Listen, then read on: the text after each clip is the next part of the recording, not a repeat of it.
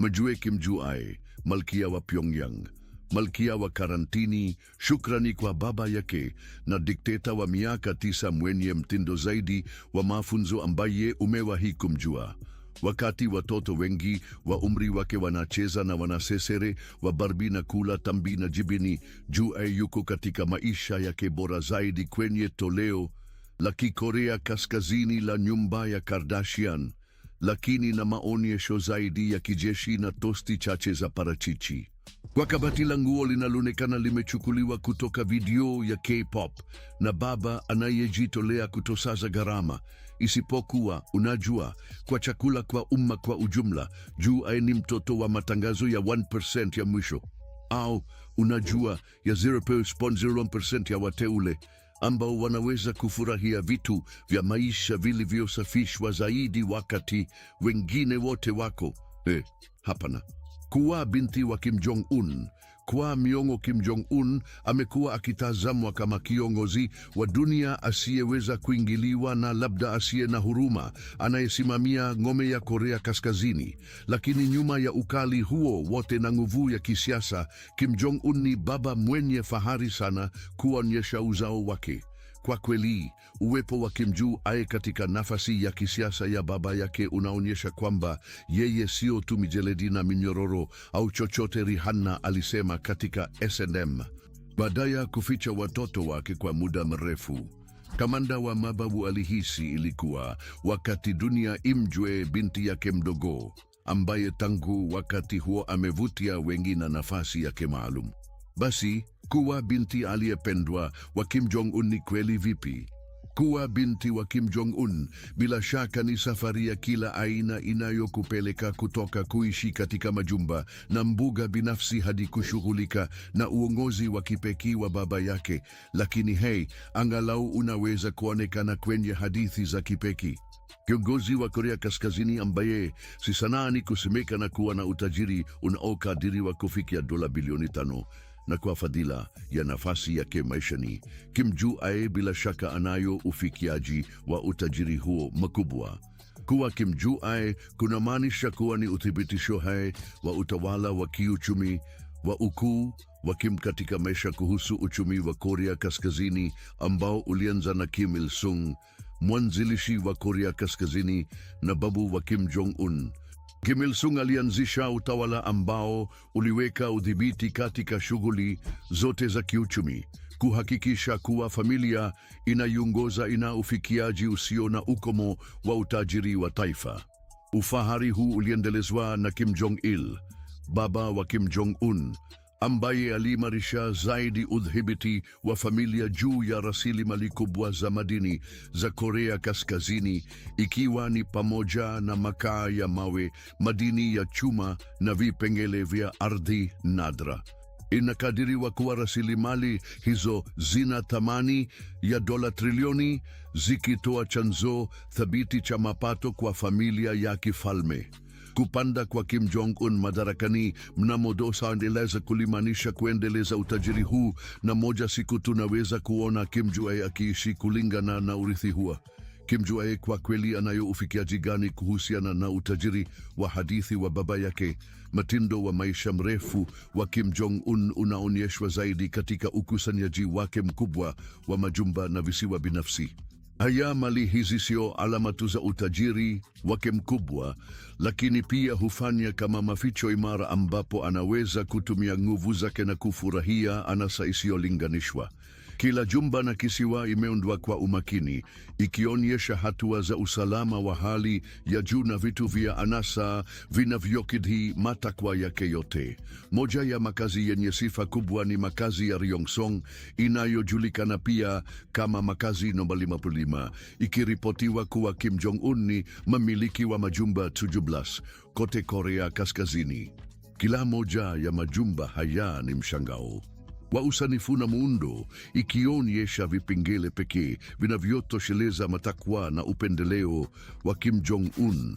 Moja ya majumba haya ni makazi ya Kangdong, iliyoko karibu na Pyongyang, inayojulikana kwa ardhi yake kubwa yenye inajumuisha ziwa binafsi, viwanja vya gofu na nyumba za wageni za anasa.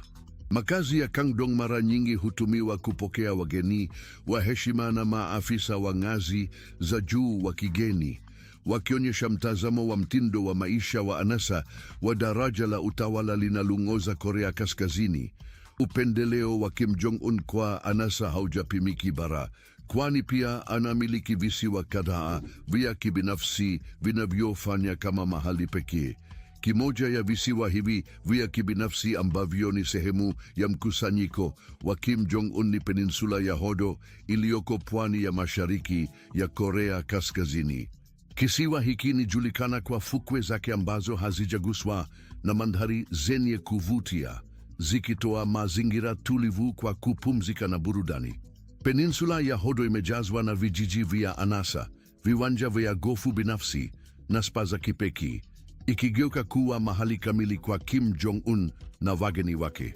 Hatua za usalama kwenye visiwa vya kibinafsi vya Kim Jong-un ni kali kama zile kwenye majumba ya kibara, zikilindwa na walinzi wenye silaha na kufuatiliwa na mifumo ya ufuatiliaji wa hali ya juu ili kuhakikisha faragha na usalama.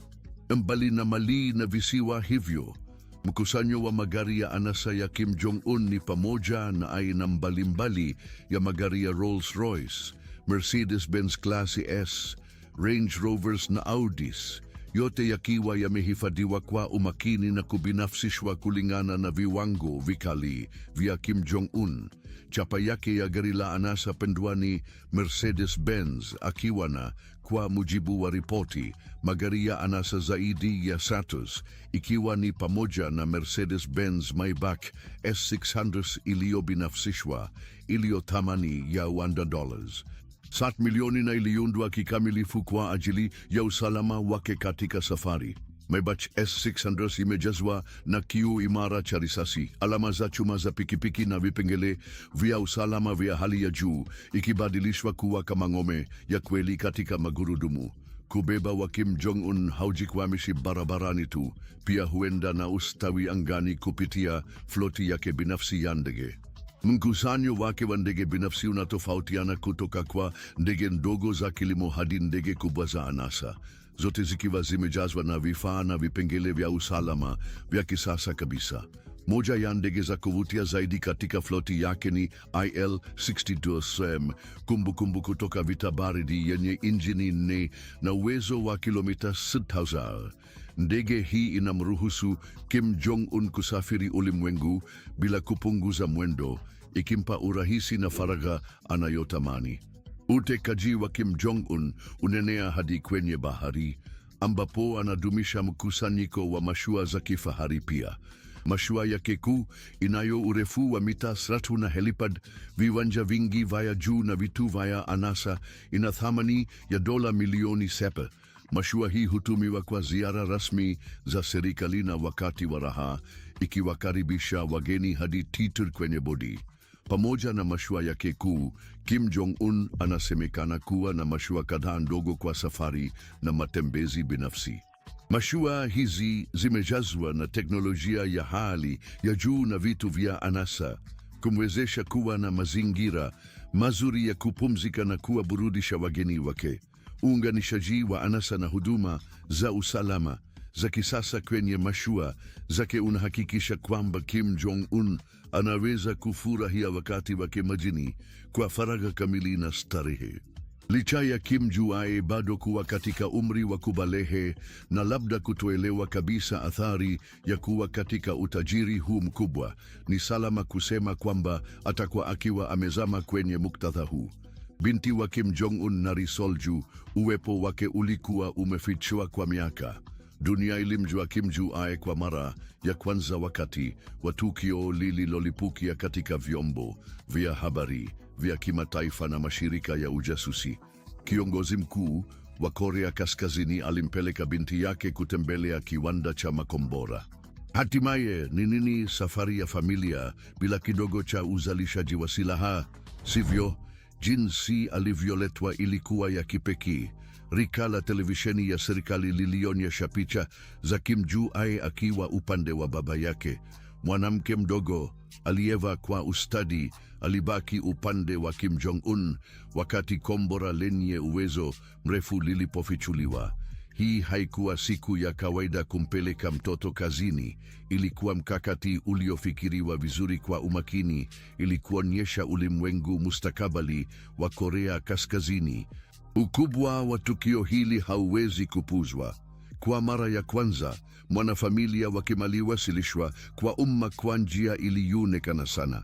Wataalamu na wachambuzi mara moja walianza kutabiri kwamba hii ilionyesha wazi mipango ya Kim Jong-un ya kuandaa Kim Ju-ae kama mrithi wake. Tukio hili lilikuwa na umuhimu mkubwa katika historia ya Korea Kaskazini, ikionyesha mabadiliko yanayowezekana katika uongozi wa baadaye wa nchi hiyo. Uwasilishaji wa umma wa Kim Ju-ae haukuwa tu suala la familia. Ilikuwa mkakati uliohesabiwa kwa makini kudumisha nafasi yake ndani ya utawala. Elimu na maendeleo ya ujuzi wa Kim Ju-ae yanapangwa kwa uangalifu ili kumwandalia jukumu la uongozi huko Korea Kaskazini. Elimu yake, tofauti na ile ya watoto wa kawaida, iko mbali na ile ya kawaida. Kuwa binti wa kiongozi wa dunia sio tu furaha na vitu vyepesi. Kim Ju-ae pia amekuwa akikabiliana na mtindo wa elimu wa kipekee wa baba yake. Ameelimishwa nyumbani na walimu waliochaguliwa na Kim Jong-un. Elimu ya Kim Ju-ae inaendelea zaidi ya mada za jadi. Wataalamu wa kitamaduni wa Korea Kaskazini wana jukumu la kuwasilisha maadili na maarifa muhimu kwa mustakabali wake kama kiongozi.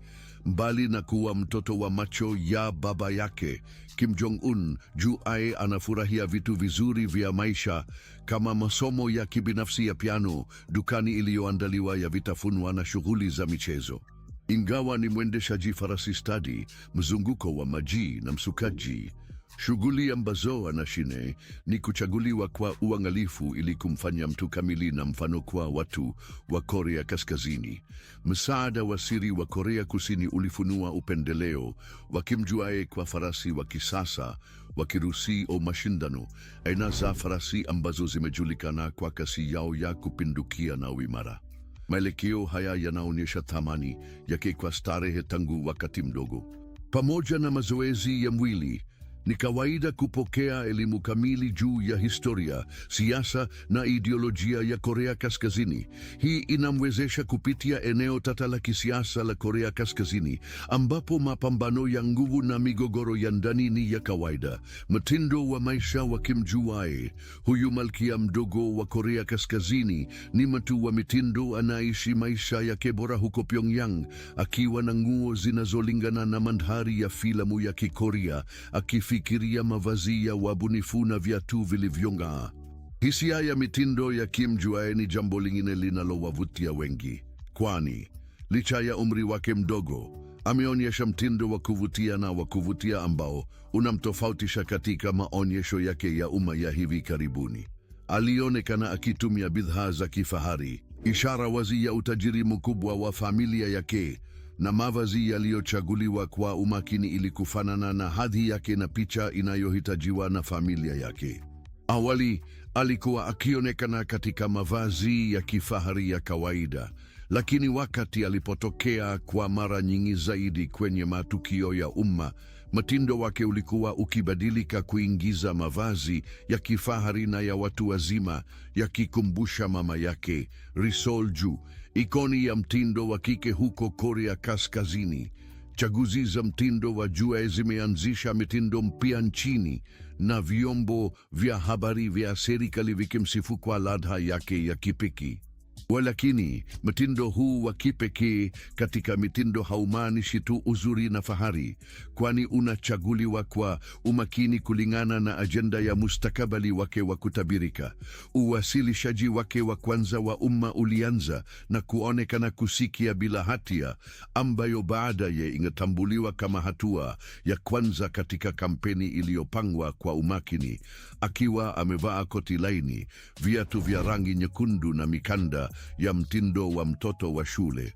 Picha ya awali ya mtoto huyu ilikuwa ya mtu asiye na hatia, tofauti kubwa na picha kali mara nyingi ya kijeshi inayohusishwa na uongozi wa Korea Kaskazini. Walakini, hata katika mavazi haya yanayoonekana ya kawaida, kulikuwa na dalili za busara za yatakayokuja. Yeye si mtoto tu. Yeye alikuwa wanasaba yenye nguvu ya mtoto wa mlima Baekdu. Koti lake lenye ukubwa, ingawa lililochaguliwa kwa sababu ya matumizi yake katika hali ya hewa baridi, pia lilikuwa likimpa ujio makubwa na wa maana zaidi ya ile inayoweza kuonyeshwa na umri wake. Hii ilikuwa mwanzo wa ufikiaji wake kutoka mtoto kwenda kuwa kiongozi wa baadaye. Akisonga mbele hadi tarehe 3 Disemba 2013, mabadiliko yalikuwa ya kushangaza. Jue alitembea kwenye zulia jekundu akimshika mkono baba yake katika sherehe za mwaka mpya huko Korea Kaskazini. Wakati huu alikuwa amevaa koti nyeusi ya ngozi yenye shingo kubwa ya manyoya, mabadiliko makubwa ikilinganishwa na muonekano wake wa awali. Koti nyeusi ya ngozi iliwakilisha nguvu na mamlaka, mara nyingi ikihusishwa na viongozi wa kijeshi na kisiasa. Shingo pana ya manyoya iliongeza kugusa urembo na usafi, ikiongeza hadhi yake hata zaidi. Nywele zake zilikuwa zimepambwa kwa mtindo wa upindo wa katikati, mtindo wa nywele unaopendwa na mama yake Ri Sol-ju na shangazi yake Kim Yo-jong. Uchaguzi wa mtindo huu wa nywele ulikuwa na maana, kwani uliweka pamoja picha yake na wanawake wenye nguvu katika familia yake, ikionyesha uwiano katika uongozi. Kwa kuchukua mtindo wa nywele sawa, Jue hakuonekana tu kama binti wa kiongozi wa sasa, lakini pia kama kiongozi wa baadaye kwa sifa zake mwenyewe. Sehemu ya kipekee zaidi ya muonekano wake wa mwaka mpya ilikuwa viatu vyake. Jue alitembea na viatu vyake virefu vya inchi 7, vikiwavutia vyombo vya habari vya Korea Kusini kwa kuwa ni viatu vya kawaida kwa wanawake wakubwa. Uchaguzi huo wa kusisimua wa viatu virefu uliashiria mabadiliko yake kuelekea katika jukumu la zaidi la ukomavu, huenda ikimaanisha kuwepo kwa nafasi ya uongozi katika siku za usoni.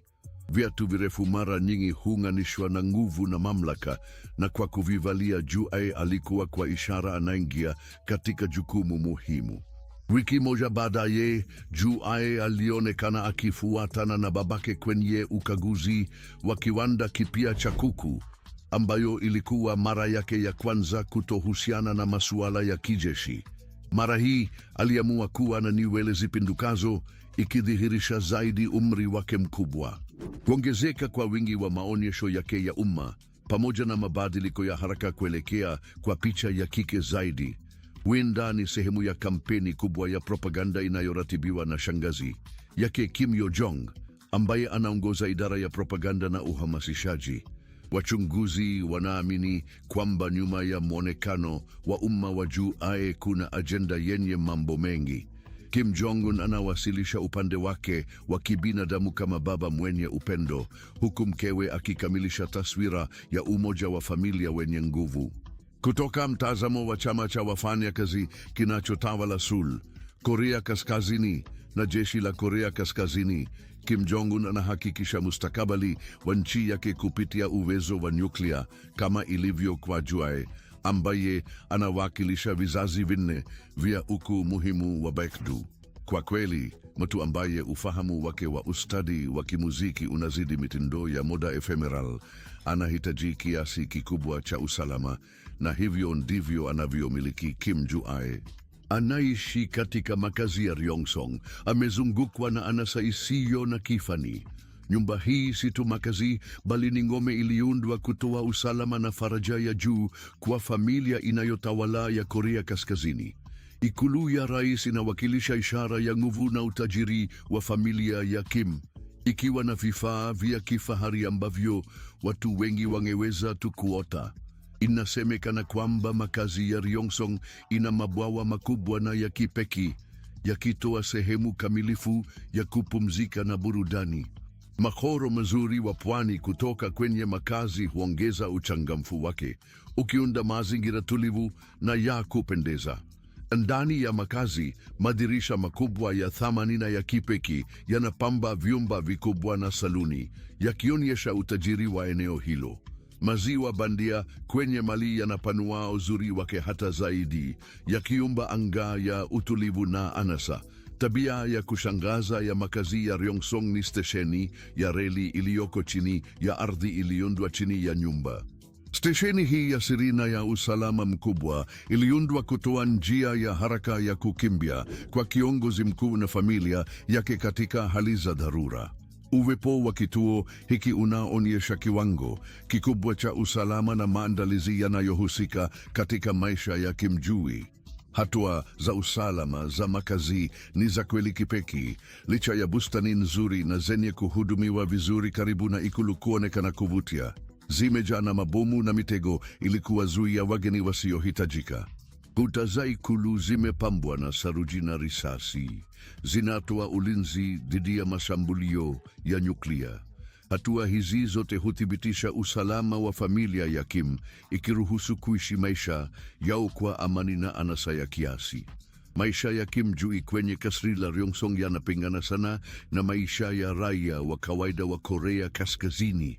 Huku raia wa kawaida wakikabili matatizo ya kiuchumi na idadi ndogo ya rasilimali, Kim Joo-hee anafurahia maisha ya anasa na upendeleo usio na kifani.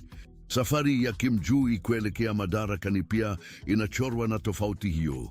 Upelelezi kuhusu familia ya Kim ni wa hadithi, matokeo ya kujitenga kwa Korea Kaskazini na ukosefu wa mawasiliano na ulimwengu wa nje, ikificha maelezo mengi. Hata hivyo, mambo yote yalibadilika wakati Kim Joo-hee alipoletwa duniani kwa njia isiyo ya kawaida kabisa, baada ya kukutana na mchezaji wa mpira wa kikapu mtaalamu Dennis Rodman. Wakati wa ziara yake nchini Korea Kaskazini mwaka 2012, Rodman alisema kuwa Kim Jong-un alimruhusu kumbeba binti yake ambaye alidhani anaitwa Kim Joo-hee. Baadaye, maafisa wa zamani wa kijeshi wa Korea Kaskazini walisema kwamba msichana ambaye Rodman alikutana naye kwa kweli alikuwa ni Kim Joo-hee. Tangu kuonekana kwake ya kwanza hadharani, Kim Joo-hee ameonekana kwenye televisheni ya taifa la Korea Kaskazini kwa angalau matukio 4 zaidi. Kila kuonekana kwake kumepangwa kwa uangalifu ili kufikisha ujumbe kwa raia wa Korea Kaskazini na jumuiya ya kimataifa. Umuhimu wa kuonekana huko haupaswi kupuuzwa. Ni mara ya kwanza mtu wa familia ya Kim kuwasilishwa kwa dunia kwa njia hii, ikiashiria kuwa Kim Jong-un amemchagua Kim Joo-hee kama mrithi wake. Madhara ya Kim Joo-hee kuandaliwa kama mrithi ni makubwa. Korea Kaskazini, ambapo kiongozi mkuu ana mamlaka ya mwisho, urithi wa uongozi ni jambo la umuhimu mkubwa. Kwa kumtambulisha Kim Joo-hee kwa umma, Kim Jong-un anaonyesha kuwa yuko tayari kuchukua jukumu la kiongozi mkuu baadaye. Maandalizi haya huanza mapema na yanajumuisha elimu na mafunzo maalum ambayo wataalamu wa utamaduni wa Korea Kaskazini pekee wanaweza kutoa. Watu wa Korea Kaskazini wanamwona Kim Joo-hee kama mwendelezo wa uongozi ambao umekuwa ukiongoza nchi kwa miongo kadhaa. Joo-hee na kui Korean katika mwaka wa Joo-hee, kuongeza Kim Joo-hee na kuwawakilisha Korea pamoja. Haijalishi hali ya kiuchumi ni ngumu kiasi gani, juhudi za propaganda za Korea Kaskazini, hata mbele ya upungufu unaokumba wananchi wa kawaida, zilikuwa na mafanikio kiasi kwamba umma kwa ujumla, ingawa hali ya uchumi ni ya kutisha, unawaheshimu watawala wa daraja la juu. Ndani ya mazingira hayo, watu wameanza kumheshimu Kim Joo-hee na kumwona kama kiongozi wa baadaye. Hata vyombo vya habari vya serikali vimeanza kumuita mwenye heshima, neno ambalo kawaida hutolewa kwa kiongozi mkuu pekee. Kumteua Kim Joo-hee kuwa mwenye heshima kunamaanisha kwamba huenda siku moja atakuwa mbele ya nchi. Kwa lengo la kudumisha hadhi ya Kim Joo-hee kama mwokozi wa baadaye wa watu, utawala wa Korea Kaskazini uliamua kuingiza picha yake kwenye stempu mpya za posta. Picha tano kati ya stempu nane zilizozinduliwa hivi karibuni zinaonyesha picha za Kim Jong-un akitembea mkono kwa mkono na kiongozi wa kaskazini mbele ya kifimbo kwenye kituo cha kufyatulia na kuchora picha kwa pamoja na wanajeshi. Wachambuzi wengine pia wameonyesha kuwa Kim Jong-un anaweza kuwa sehemu ya juhudi mpya za propaganda zilizolenga kumfanya Kim Jong-un kuwa mchangamfu na mwenye mvuto mbele ya umma. Korea Kaskazini inakabiliana na masuala tata ya mamlaka na kumwonyesha Kim Jong-un kama mtu wa upendo anayejali yaweza kufanya iwe ndio hasa inayohitajika kwa nasaba ya Kim kuendelea udhibiti wakati huu. Mikutano ya hadhara ya Kim Jong-un inazidi mbali na mwanzo wake kwa dunia. Zinaweka taswira yake na kumuandaa kwa jukumu ambalo tayari amestahili kushikilia. Mwanamke ambaye hapo mwanzo alikuwa ni kitendawili, anatafsiriwa kuongoza moja ya nchi zenye kitendawili na nguvu duniani. Dunia itaangalia kwa makini wakati Kim Jong-un akijitwika umaarufu kimataifa. Hata hivyo, safari yake kuelekea madarakani si rahisi. Moja ya vitisho vikubwa kwa nafasi yake ya baadaye kama kiongozi wa Korea Kaskazini hutokea ndani ya familia yake mwenyewe. Shangazi yake Kim Yo Jong ni mwakilishi mkuu katika siasa ya Korea Kaskazini na ni mtu anayeonekana na wengi kama mwanamke hatari zaidi nchini humo. Kama dada wa Kim Jong-un, Kim Yo Jong amepata nguvu kubwa kisiasa katika miaka ya hivi karibuni. Anatambulika kwa ukali wake na chuki yake dhidi ya mataifa ya kigeni. Kim Yo Jong amekuwa kiungo muhimu katika mandhari ya kisiasa ya Korea Kaskazini. Katika mkutano wa hivi karibuni, Kim Yo Jong, anayejulikana pia kama Mfalme Mwekundu, alivuta hisia kwa kusema kuwa Marekani ni kundi la majambazi na kuwa Korea Kaskazini ina haki ya kuendeleza, kujaribu, kutengeneza na kumiliki silaha za nyuklia.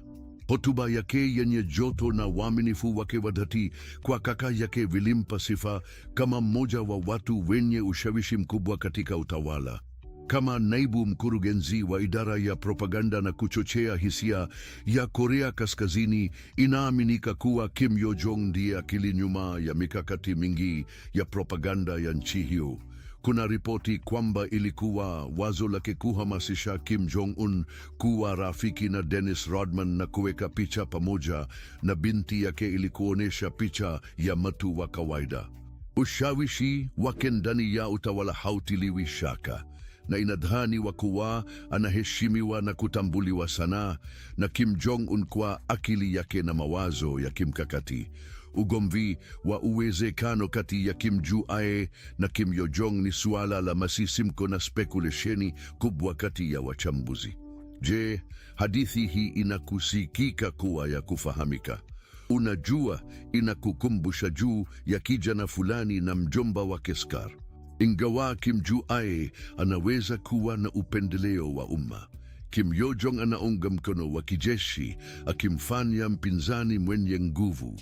Mapambano ya nguvu ndani ya familia ya Kim si ya kawaida, na kuzingatia kuwa kabla ya kuwasili kwa Kim Jong-un, Kim Yo Jong alikuwa mrithi anayepewa nafasi kubwa, ni uwezekano mkubwa kuwa tunaweza kushuhudia mgogoro wa kiti cha enzi baada ya kifo cha Kim Jong-un. Pia kuna uvumi kwamba Kim Jong-un anaweza kutumia Kim Jong-un ili kuhakikisha nguvu zaidi kisiasa. Na miaka farsis na kweli hahitaji mrithi sasa. Hivyo ni uwezekano mkubwa kwamba kupitia ndoa iliyopangwa baadaye na moja ya makundi yanayoinuka au vyama vya kisiasa, Kim Jong-un anaweza kutumiwa kuhakikisha udhibiti wa Kim Jong-un juu ya nchi. Hatua ya kimkakati kama hiyo inaweza kufanya hali ya mzozo wa madaraka ndani ya utawala kuwa ngumu zaidi, ikiweka hatua kwa mgogoro wa uwezekano kati ya Kim Jong-un na Kim Yo Jong. Vidhahiri vya Kim Jong-un katika ulimwengu wa mamlaka na utajiri. Huku Kim Jong-un akiendelea kulindwa ndani ya mfalme wa familia yake na ulimwengu wenye mamlaka uliokithiri, yeye si mrithi pekee katika hazina za mamlaka ya kutawala. Upande mwingine wa dunia, kuna ngome ya rais wa Urusi Vladimir Putin na familia yake. Kama maisha ya Kim Jue, mabinti wa Putin wanaishi maisha ya faragha yaliyopitishwa sana. Binti zake ni Maria Vorontsova na Katerina Tikhonova. Wanaishi maisha ya anasa huko Moscow wakiwa na nguo zenye nembo na magari ya kifahari, lakini pia wanakabiliana na mtindo wa ulezi wa kipekee wa baba yao, kama wakati alipowaongoza kwenye safari ya kuwinda simba. Maria Vorontsova, binti mkubwa wa Vladimir Putin, anaishi maisha ya kifahari lenye siri nyingi. Mtindo wake wa maisha unachoreflekti yanayojitokeza yanayohusiana na hali yake ya ziada ya kuishi na utajiri mkubwa wa babake. Maria anadaiwa kuishi kwenye ghorofa la anasa huko Moscow lenye vifaa vya usalama vya kisasa, kujenezwa kwa makazi kunakuwa na samani za kifahari na teknolojia ya kisasa, ikimpa faragha zisizo na kikomo. Licha ya kudumisha profili ya umma kwa tahadhari, ushawishi na uhusiano wa Maria ni dhahiri kwenye chaguzi zake za mtindo wa maisha. Safari inacheza nafasi muhimu kwenye maisha yake, akitembelea hoteli za kifahari na visiwa binafsi na anasa na faragha. Makusanyiko wa ndege binafsi na mashua ya kifahari ya baba yake hutoa Maria uzoefu wa kifahari wakati wa safari zake, ikimpa muda wa kupumzika mbali na uchunguzi wa umma na fursa ya kufurahia anasa yake kwa faragha. Mduara wa kijamii wa Maria ni wa kuchaguliwa sawa, unashirikisha wailite wa Urusi na ushiriki katika matukio binafsi na watu wenye ushawishi. Uhusiano wake huenea nje ya mipaka ya Urusi na uhusiano na viongozi wa kibiashara na kisiasa kimataifa kulisha ushawishi wake na ufikiaji wa vifaa. Katika mitindo, Maria anaonyesha wazi mtindo wake wa maisha ya kifahari, kwa mara nyingi kuonekana kuvaa mavazi na vifaa vya nembo inayojulikana kama Chanel, Dior na Louis Vuitton. Garderobi ya Maria imejaa nguo za haute couture, kutoka kwa nguo zilizotengenezwa mahsusi kwa sura za kipekee, ikionyesha upendeleo wake wa mtindo wa anasa kama ishara wazi ya utajiri na hali yake. Licha ya juhudi za babake kumzuia kutoka kwa mwanga wa taa, maisha ya Maria yanavuta mvuto na spekulasheni. Mafanikio yake ya kazi, mtindo wa maisha ya kifahari na mduara wa kijamii wa kuchaguliwa hufanya awe mtu wa kuvutia. Sura ya mhusika anayeuzunguka tu huongeza uchangamfu, ikiacha umma akiwa tayari kwa tuhuma yoyote ya ulimwengu wake. Alizaliwa Maria Vladimirovna Putin mnamo Aprili 1785. Alipewa jina kama heshima kwa mama wa Putin, Maria Ivanovna Shalimova. Tangu akiwa kijana, Maria aliweka wazi uwezo mkali wa akili na maslahi makubwa katika sayansi, hivyo kuandaa msingi wa kazi yake ya baadaye. Miaka ya kwanza ya Maria ilitumika mashariki ya Ujerumani, ambapo baba yake alikuwa anahudumu kwa KGB. Alihudhuria shule ya Kijerumani na kung'ara haraka katika masomo yake. Mafanikio yake ya kitaaluma yaliendelea wakati familia iliporudi Moscow na Maria akaanza kusoma katika shule ya daraja la juu inayotambulika kwa mtaala wake mgumu. Utegemezi wake kwa masomo ulikuwa wa kipekee na mara kwa mara aliwaonekana kuwa miongoni mwa wanafunzi bora wa darasani mwake. Baada ya kumaliza masomo ya sekondari, Maria aliendelea na shauku yake kwa biolojia katika chuo kikuu cha nchi ya St. Petersburg. Chaguo lake la chuo kikuu halikuwa la bahati nasibu, kwani taasisi hiyo ni moja ya zinazoheshimiwa nchini Urusi, ikijulikana kwa mwongozo wake imara kwa utafiti wa kisayansi. Safari ya kitaaluma ya Maria iliendelea, ikimalizia na shahada katika tiba na mtaalamu katika endocrinology ya watoto, eneo linalojitolea kwa matatizo ya homoni kwa watoto. Kazi ya Maria katika tiba imejaa mafanikio muhimu, akiwa mpelelezi mkuu katika uwanja wa endokrinolojia ya watoto na mwandishi mshiriki wa machapisho ya kisayansi kadhaa. Uzingatiaji wake mkubwa ni katika uchunguzi wa jenetiki na matibabu ya magonjwa ya kipekee. Uzoefu na uzingatiaji wa Maria ulimpa nafasi iliyoheshimiwa katika jamii ya Kitiba. Kwa upande wake, Katerina Tikhonova, binti mdogo wa Vladimir Putin, anaishi maisha ya kuvutia na ya fumbo. Kama dada yake, alisoma shule ya Kijerumani na kuendelea na masomo yake huko Moscow. Katerina alionekana kitaaluma na pia alipendelea sana kucheza densi, hasa densi ya mwamba na ufundi. Kujitolea kwake kwa sanaa hiyo kulimfikisha kuwa mchezaji wa densi mahiri wa kimataifa, akionyesha Urusi katika mashindano ya kimataifa na kupata sifa kwa maonyesho yake. Ushirikiano wa kipekee wa mafanikio ya kitaaluma na michezo ulimtambulisha Katerina kati ya wenzake na kumfanya kuwa kiongozi anayetambulika kwenye ulimwengu wa densi. Katika mandhari hii ya kujadili kufurahia utajiri mkubwa na makundi makubwa ya nguvu duniani pamoja na viongozi wao wanaoonekana kuwa hawawezi kushikika, kubonyeza kadi yoyote ili kujifunza zaidi kuhusu ulimwengu huu kutapelekea kupata habari kuhusu viongozi wa kimataifa. Kwaheri.